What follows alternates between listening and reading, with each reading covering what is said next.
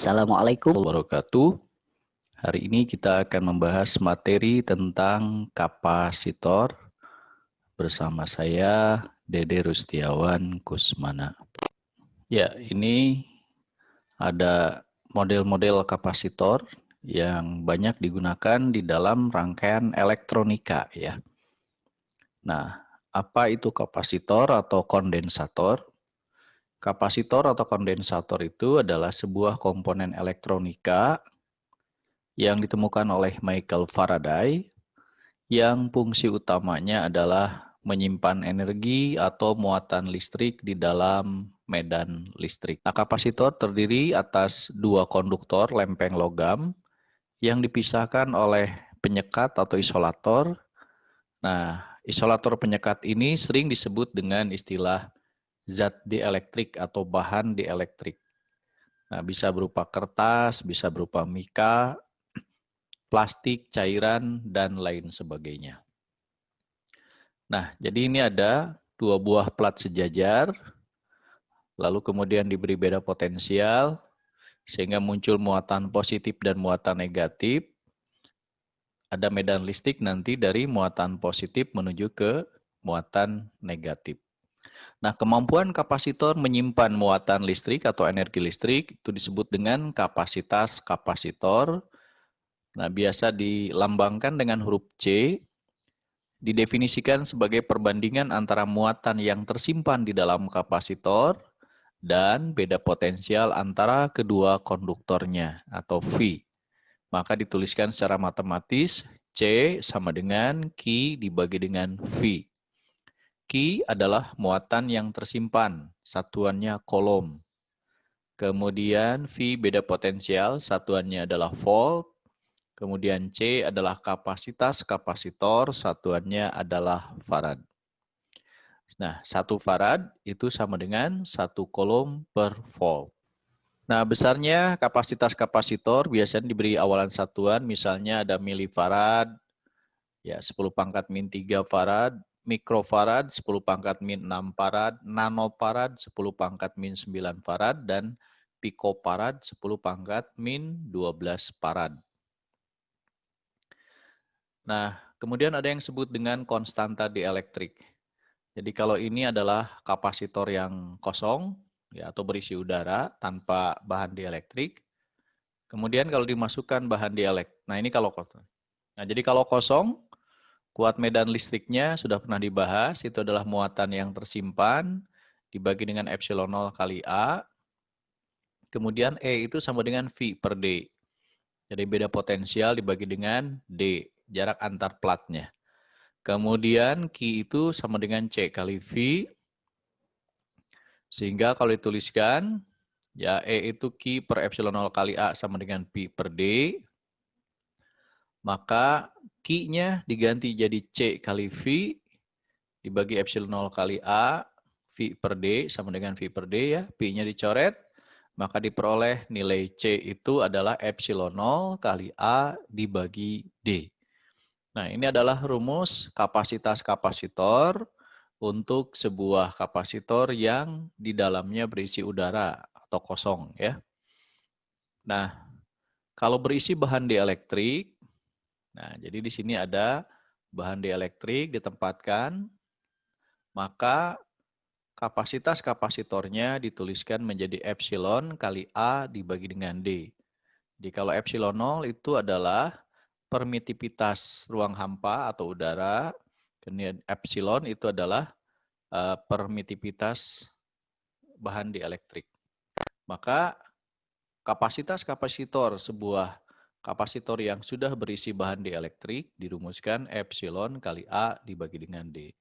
Nah, hubungannya antara kapasitas kapasitor yang sudah diisi dielektrik dengan yang belum diisi dielektrik itu sama dengan epsilon dibagi epsilon 0, itu namanya konstanta dielektrik. Lambangnya adalah K.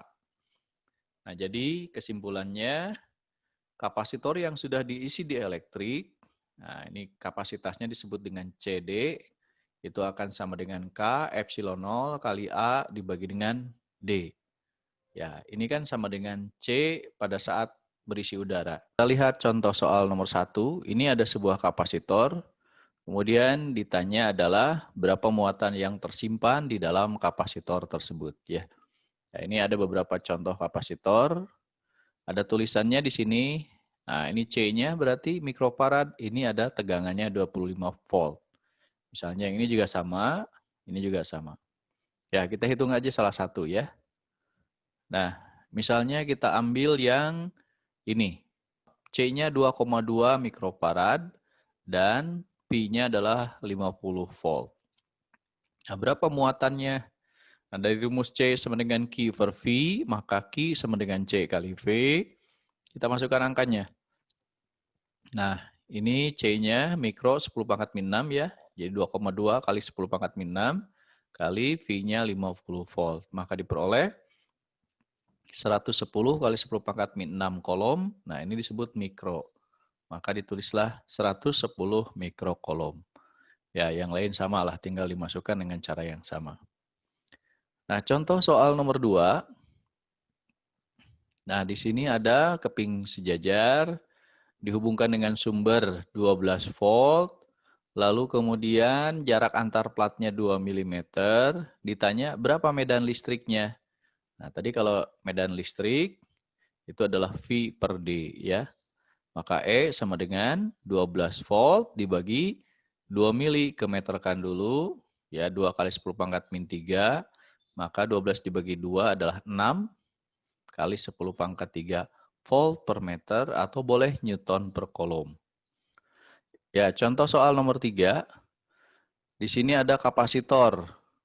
Luasnya platnya 16 cm persegi terpisah pada jarak 2 mm. Hitunglah kapasitas kapasitor tersebut jika di antara kedua kopling tersebut satu berisi udara, yang kedua kalau diisi dengan mika yang konstanta dielektriknya 5,4.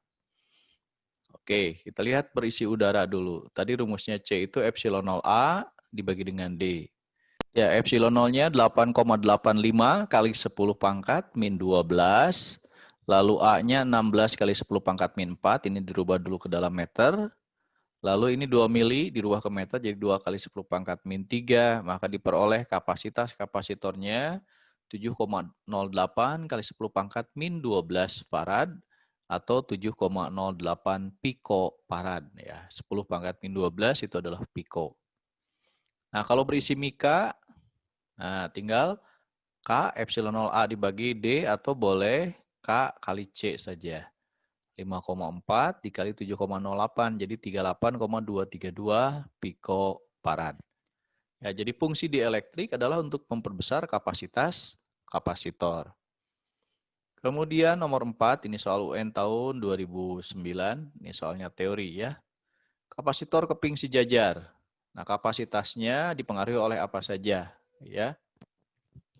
1. Konstanta dielektrik, 2. Tebal plat, 3. Luas plat, 4. Jarak kedua plat. Pernyataan yang sesuai adalah nomor berapa? Nah, ya, kita lihat penyelesaiannya. Nah, tadi dari persamaan kapasitas kapasitor yang berisi keping dielektrik itu K epsilon 0A dibagi D. Jadi yang berpengaruh pertama adalah K, berarti konstanta dielektrik. Lalu yang kedua adalah A, luas plat. Dan yang ketiga adalah D, jarak antara kedua plat. Berarti yang benar adalah 1, 3, dan 4. Ya, 1, 3, dan 4. Contoh soal nomor 5, soal UN tahun 2012. Kapasitor keping sejajar memiliki kapasitasnya C. Jika jarak kedua keping diubah menjadi setengahnya, dan di antara kedua keping disisipi bahan dielektrik dengan konstanta dielektrik 2, kapasitasnya menjadi berapa C? Nah, berdasarkan persamaan tadi ini ya. Jadi C pada saat di C dielektrik adalah K epsilon 0A kali dibagi dengan D ya. Nah, tadi disebutkan yang berpengaruhnya di sini ada K dan D yang dirubahnya. C dengan K berbanding lurus, dengan D berbanding terbalik, maka bisa dituliskan persamaannya seperti ini. C2 kondisi akhir, C1 kondisi awal ya. Oke, kita masukkan. Nah, tadi C1-nya mula-mulanya adalah C. Kemudian konstanta dielektriknya 2. Kemudian jaraknya jadi setengah D. Nah, D-nya dicoret, ini naik ke atas jadi 4. Maka C2 sama dengan 4C. Ya, contoh soal nomor 6. Nah, di situ ada tabel koefisien dielektrikumnya atau konstantanya, ya luas kepingnya, ada jarak kepingnya. Ini kapasitor ke-1 sampai ke-5. Nah, pertanyaannya yang kapasitasnya terbesar adalah C berapa? C1 atau C2, 3, 4, 5, begitu ya. Nah, tinggal kita gunakan persamaan ini. Nah, K epsilon 0A dibagi dengan D. Jadi kalau C1 berarti kan K epsilon 0A dibagi D. Nah, ini ya.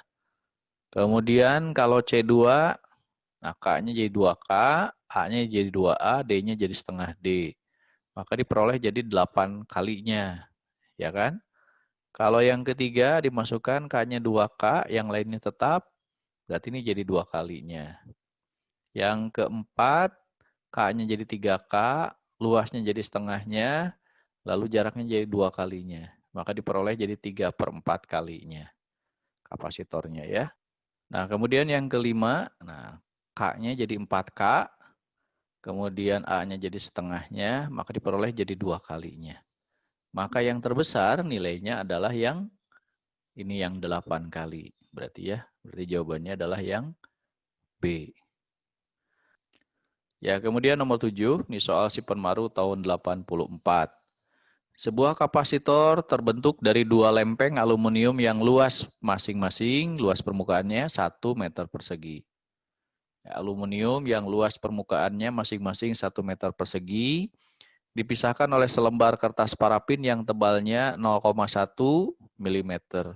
Konstanta dielektriknya 2. Jika epsilon 0-nya 9 kali 10 pangkat min 12.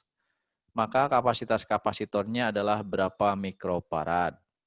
Oh, ini tinggal kita masukkan ke persamaan C K epsilon 0A dibagi D. Nah, tinggal masukkan saja. K-nya 2, epsilon 0-nya 9 kali 10 pangkat min 12, kali 1 luasnya dibagi D-nya 10 pangkat min 4. Ini 0,1 mm kan. Maka diperoleh hasilnya 1,8 kali 10 pangkat min 7 farad. Atau boleh ditulis 0,18 mikrofarad. Ya, fungsi kapasitor ini banyak sekali ya, bisa sebagai penyaring, bisa sebagai penghubung, bisa sebagai nanti lampu neon gitu ya. Bisa juga pada antena, kapasitor berfungsi sebagai pembangkit frekuensi. Ya, kemudian banyak lagi. Ya, ini memilih gelombang sebagai tuner ya, penyimpan tegangan listrik sementara, sampai kepada penggeser fasa. Nah, ini fungsi-fungsi dari kapasitor. Selanjutnya kita masuk ke susunan kapasitor. Kapasitor bisa disusun secara seri. Nah, contohnya ini ada C1, C2, C3 disusun seri. Nah, pertama kalau disusun seri, muatan listriknya sama. Q1, Q2, Q3 sama. Kemudian tegangan listriknya dijumlahkan. Kalau ini V1, ini V2, ini V3, dan ini adalah V totalnya, maka hubungannya V total sama dengan V1, V2 tambah V3. Nah, kemudian V berarti sama dengan Q per C. Ya kan? Nah, Q per C, Q per C, Q per C. Nah, Q-nya sama kan, bisa dicoret Q-nya semua. Sehingga muncullah persamaan kalau kapasitas pengganti untuk susunan seri adalah 1 per C seri sama dengan 1 per C1 tambah 1 per C2 tambah 1 per C3. Nah, jadi bisa diganti jadi sebuah kapasitas pengganti, kita sebut saja CS. Gitu ya. Nah, ini rumusnya. Ingat ya, kalau seri 1 per CS sama dengan 1 per C1 tambah 1 per C2 tambah 1 per C3. Nah, ini contoh soalnya. Soal SBMPTN tahun 2014. Ini C1, ini C2, C3. Kapasitas atau kapasitansi dari susunan tersebut adalah berapa? Nah, rumusnya tadi kan 1 per 1 per ya. Ini rumusnya, tinggal masukkan. 1/120, 1/60, tambah 1/40, samakan penyebutnya. Jadi 6/120, maka CS-nya 120 dibagi 6, berarti 20 mikrofarad. Ya, kita lanjutkan soal nomor 2 ya. Soal UN tahun 2016, ada 5 kapasitor dihubungkan dengan sumber tegangan 36 volt. Kapasitornya dihubungkan secara seri, ditanya muatan pada C5 ya. Penyelesaiannya, pertama cari dulu kapasitas pengganti. Nah, karena rumusnya seri, berarti kita masukkan rumus 1/CS, 1/C1, 1/C2 dijumlahkan dan seterusnya ya. Masukkan angkanya. Nah, samakan penyebutnya, maka diperoleh CS-nya adalah 2/3 mikrofarad ya, dibalikan. Nah, kemudian kalau muatan kan sama yang tersimpan untuk seluruh kapasitor. Ya kan? Nah, karena seri. Nah, Q itu rumusnya C kali V. Tinggal dimasukkan. 2/3 kali 36. Diperoleh 24 mikrokolom. Kemudian soal nomor 3. Nah, ini soal SPMB tahun 2006. Sebuah kapasitor keping sejajar yang tebalnya D mempunyai kapasitansi C0.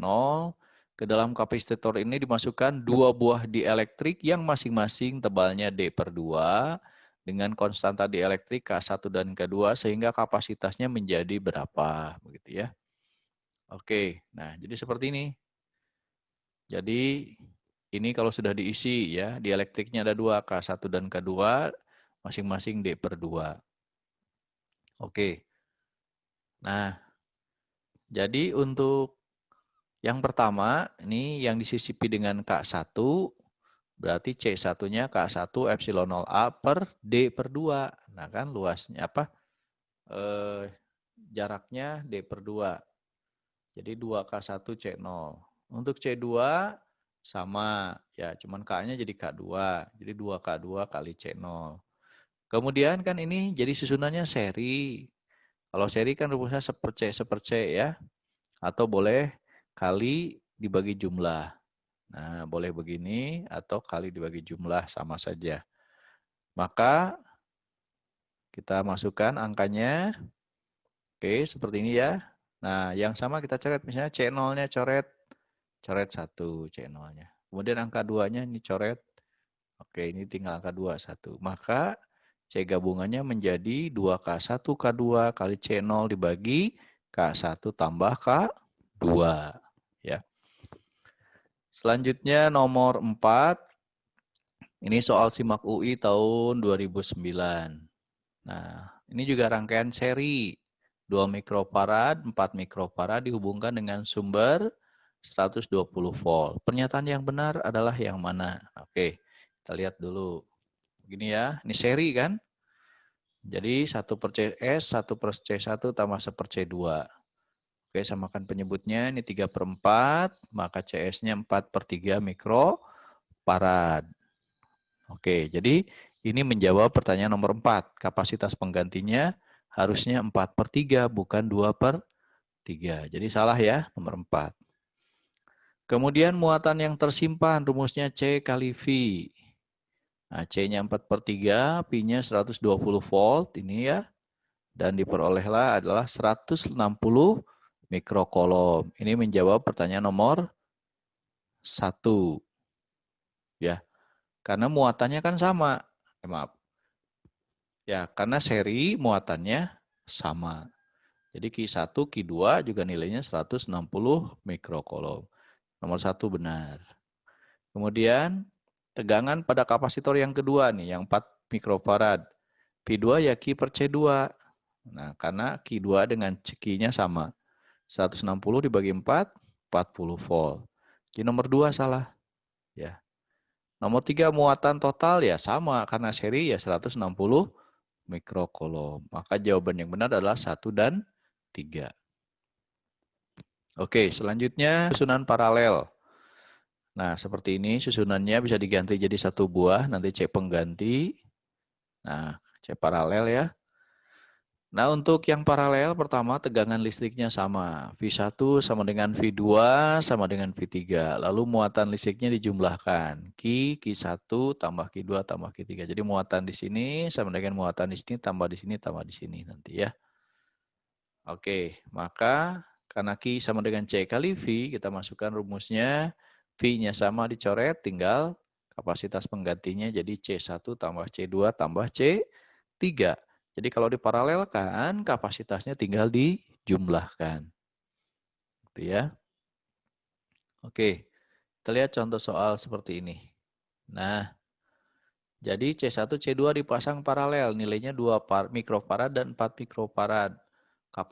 Tegangan, jika tegangan pada ujung kapasitor adalah 120 volt, jika tegangan ujung-ujung kapasitor adalah 12 volt, tentukan kapasitas penggantinya. Yang kedua, muatan yang tersimpan pada muatan C2. Nah, ya kita lihat penyelesaiannya. Pertama, kapasitas pengganti. Karena paralel tinggal ditambahkan. Ya, 2 tambah 4, 6 mikrofarad. Muatan pada C2. Ya, Q2 berarti C2 kali V. Kalau V-nya sama karena paralel ya untuk V1, V2 maupun V. Maka tinggal dimasukkan 4 mikrofarad. Ya, C2-nya kali 12 volt. Jadi berarti sama dengan 48 mikrocoulomb. Ya, contoh soal nomor 2. Kapasitor C1, C2, C3 dipasang secara paralel. Ditanya kapasitas pengganti dan muatan yang tersimpan. Ya. Nah, paralel tinggal ditambahkan. C1 tambah C2 tambah C3. 2 tambah 6 tambah 4 berarti 12 mikrofarad. Lalu kemudian Q1, ya C1 kali V. 2 mikrofarad kali 6 volt, jadi 12 mikrocoulomb. Q2 tinggal C2 kali V, karena V-nya sama, karena paralel ya. Berarti 6 mikrofarad kali 6 volt, 36 mikrocoulomb. Yang ketiga, C3 kali V, berarti 4 mikrofarad kali 6 volt, hasilnya 24 mikrocoulomb ya. Ya, selanjutnya nomor 3. Soal UN tahun 2015 ditanya muatan total. Ya, jadi ini ada susunannya. Pertama, ini yang seri dulu ya. Ada 3. Ya, kalau seri tinggal dibagi aja, bagi 3 karena sama. 3 bagi 3, 1 mikrofarad. Kemudian ini paralel tinggal ditambahkan. Nah, atau boleh N kali C. 2 kali 0,5, 1 mikrofarad. Kemudian paralel lagi. Ya, jadi tambahkan. Jadi 2 mikrofarad. Maka Q total, C total kali V, ya, 2 mikrofarad kali 3 volt sama dengan 6 mikrocoulomb. Baik, kita lanjutkan contoh soal nomor 4. Di situ ada rangkaian kapasitor, ada 5 buah, dihubungkan dengan sumber tegangan 12 volt. Ditanyakan besarnya muatan pada kapasitor C5. Nah, penyelesaiannya kita lihat. Pertama, yang C2 dengan C3 dihubungkan secara seri, maka rumusnya dikalikan dibagi jumlah ya, atau boleh 1/1 per C ya. Nah, jadi 6 kali 3 dibagi 6 tambah 3 sama dengan 2 farad. Begitu juga C4 dan C5. Dengan cara yang sama, kita mendapatkan C45 adalah 4 farad. Lalu C23 dan C45 dihubungkan paralel, tinggal ditambahkan jadi 6 farad. Lalu diserikan lagi dengan C1, maka diperoleh hasilnya adalah 3 farad.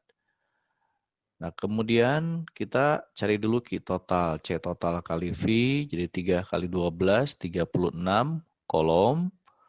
Berikutnya kita cari beda potensial antara ujung-ujung yang paralel ini. Berarti P23 atau P45 sama Q per C ya, 2345. Yang paralelnya 36 dibagi 6 jadi 6 volt. Kemudian Q4 nilainya sama dengan Q5. Berarti C45 kali V45. Jadi 4 kali 6 sama dengan 24 kolom. Selanjutnya soal nomor 5, ini soal SIMAK UI tahun 2013. Ini ada rangkaian kapasitor, sumber tegangannya 12 volt, ditanya beda potensial antara titik Y dan Z. Nah, penyelesaiannya kita lihat. Pertama, antara X dan Y ini rangkaiannya paralel, jadi tinggal ditambahkan, jadi 6 mikrofarad, ya 3 tambah 3. Lalu berikutnya CXZ, nah berarti kan ini diserikan dengan ini, ya. Jadi 6 dengan 3 diserikan, ini rumusnya. Jadi 2 mikrofarad. Berikutnya Q totalnya CXZ, C total ya, kali V.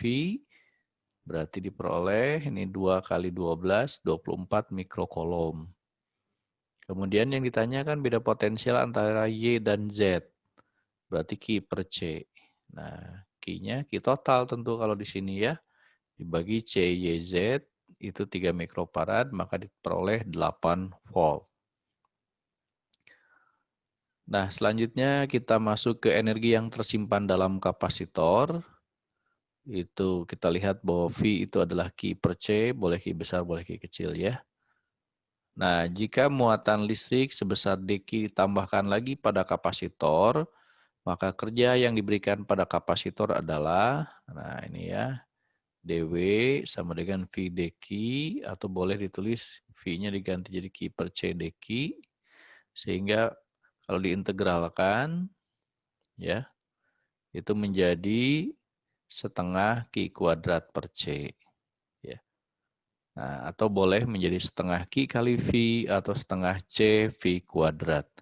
Nah, ini adalah rumus energi yang tersimpan di dalam kapasitor. Tadi kan fungsi daripada kapasitor adalah untuk menyimpan energi atau muatan listrik ya.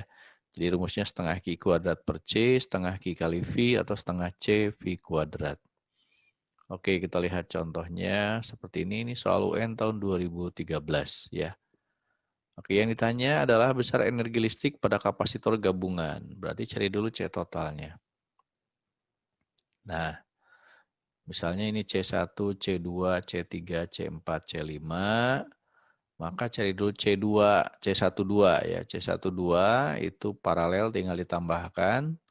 7 tambah 5 sama dengan 12 mikrofarad. Begitu juga C4 dengan C5. 4 tambah 2 jadi 6. Lalu kemudian diserikan. Nah, ini kan 1/12, 1/4, dan 1/6. Nah, samakan penyebutnya jadi 12 ya. Jadi 6/12 hasilnya atau 12/6 jadi 2 mikrofarad. Nah, itu C totalnya. Maka rumus W-nya setengah C V kuadrat setengah kali 2 kali 10 pangkat min 6, 2 mikrofarad kan, kali dengan ini tegangannya 24 volt. Jadi hasilnya adalah 5,76 kali 10 pangkat min 4 Joule. Contoh nomor 2. Nah, ini soal UM-UGM tahun 2006. Dua buah kapasitor identik mula-mula belum bermuatan. Terhubung secara seri dengan baterai 10 volt. Bila hanya salah satu dari kedua kapasitor dihubungkan dengan baterai 10 volt tadi, maka energi yang tersimpannya adalah E. Sekarang energi total yang tersimpan saat keduanya terhubung secara seri dengan baterai. Nah, oke. Kita lihat untuk satu kapasitor energinya adalah setengah C V kuadrat. Nilainya sama dengan E energinya, V-nya 10 volt.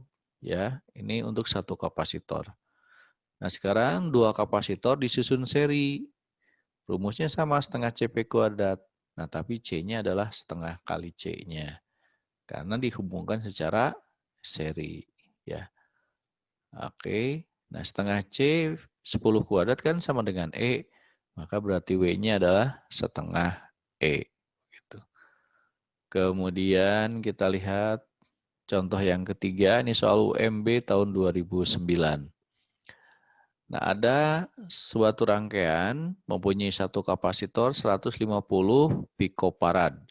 Dipasang melintasi suatu baterai. Diinginkan agar besar energi yang tersimpannya menjadi 3 kali lipat. dengan menambah satu kapasitor lagi. Maka besar kapasitansi kapasitor kedua dan susunan rangkaiannya adalah secara apa? Nah, tentu kalau tadi untuk satu kapasitor, W-nya setengah C pi kuadrat, C-nya 150 pikofarad. Ya. Sekarang untuk kondisi akhir, diinginkan dengan rumus yang sama energinya jadi 3 kali lipat. Nah, tentu C-nya C total. Supaya jadi 3 kali lipat, maka C-nya, C totalnya harus 3 kali lipat juga. Ya. Nah, berarti C totalnya harus 450 pikofarad. Nah, sudah ada 150, berarti sisanya adalah 300 pikofarad. Dijumlahkan, berarti disusun secara paralel. Ya. Jadi jawabannya adalah 300 pikofarad disusun secara paralel. Maka jawabannya yang A. Kemudian nomor 4. Ini soal SNMPTN tahun 2010. Ya, ini C1, C2, C3. Nah, sumbernya 180. Mana pernyataan yang benar dari 4 pernyataan berikut ini? Pertama, kapasitansi pengganti. Nah, 1 dan 2 disusun seri. Rumusnya kan dikali dibagi jumlah atau 1/1 boleh. Jadi 80 dibagi 18 atau 40 per 9 mikrofarad. Lalu kemudian diparalelkan dengan C3. Maka tinggal ditambahkan. 40 per 9 tambah 2 jadi 58 per 9 mikrofarad. Jadi pernyataan 1 adalah benar. Berikutnya Q3. Nah, Q3 ya tentu C3 kali V3. Nah, ini C3-nya adalah 2 mikrofarad. Nah, ini V3 itu sama dengan di sini beda potensialnya, sama dengan 180 volt. Jadi 2 kali 180, 360 mikrokolom. Jadi pernyataan yang kedua adalah 3,6 kali 10 pangkat min 4 kolom benar. Lalu energi yang tersimpan ya pada C2. Cari dulu Q2-nya. Q2 itu sama dengan Q1. Sama dengan C2, C12 ya. Q1 sama dengan Q2 sama dengan C12 kali dengan V. 40 per 9 mikrofarad dikali 180 volt, 800 mikrokolom. Maka energinya pakai rumus setengah Q kuadrat per C kuadrat. Energinya adalah setengah Q kuadrat per C. Nah, C2 tentunya. Jadi setengah, ini Q-nya, ini C-nya, maka diperoleh 4 kali 10 pangkat min 2 Joule. Jadi pernyataan 3 benar. Kemudian pernyataan yang keempat. Beda potensial pada C1 dan C3. Nah, kalau V1 Q1 per C, ini 8 10 pangkat min 4 dibagi 10 10 pangkat min 6, berarti 80 volt. Kalau V3 kan sama dengan 180 volt, sama dengan ujung-ujung ini. Ya. Jadi berarti V1 tidak sama dengan V2. Maka pernyataan keempat salah, yang benar 1, 2, dan 3, jawabannya A. Nah, jenis-jenis kapasitor. Pertama ada yang disebut dengan kapasitor yang nilainya tetap. Merupakan kapasitor yang kapasitasnya tidak mengalami perubahan ya. Ini jenis-jenisnya ada kapasitor keramik. Jadi memiliki bentuk bermacam-macam, ada yang bulat tipis, ada pula yang persegi 4 dengan warna merah, coklat, hijau, warna yang lainnya. Nah ini contohnya ya. Ini contoh kapasitor keramik. Kemudian yang kedua kapasitor polister. Ya. Biasanya bentuknya persegi 4, warna-warni juga sama. Nah ini contohnya. Ini kapasitor polister. Yang C kapasitor kertas. Ya. Ya, terbuat dari kertas tentunya. Ini contohnya kapasitor kertas. Lalu kapasitor mika. Ya. Ini kapasitor mika. Oke. Nah, itu jenis-jenis kapasitor yang tetap. Sekarang kapasitor variabel. Nilainya dapat diubah-ubah. Terdiri dari parco, variabel kondensator. Nah, ini contohnya. Kemudian trimmer kondensator. Ya, ini adalah trimmer kondensator. Nah, jadi tandanya atau simbolnya, ini kalau yang Parco ada tanda panahnya seperti ini. Kalau yang trimmer seperti ada tanda panah, tapi ini bukan tanda panah ya, seperti ini. Jadi beda ujungnya saja. Nah, kemudian yang ketiga kapasitor elektrolit. Nah, atau disebut dengan ELCO, elektrolit kondensator. Nah, ini model-modelnya seperti ini. Ini namanya kapasitor elektrolit atau elektrolit kondensator ya. Nah, silahkan diteruskan nanti dengan latihan soalnya. Ini contoh soal nomor 1. Ini soal nomor 2. Ini soal nomor 3 dan nomor 4. Kemudian ini soal nomor 5 dan nomor 6. Lalu ini soal nomor 7 dan nomor 8. Ya. Oke, jangan lupa like, share, and subscribe. Terima kasih atas perhatiannya. Semoga bermanfaat untuk kita semuanya. Ya. Wassalamualaikum warahmatullahi wabarakatuh.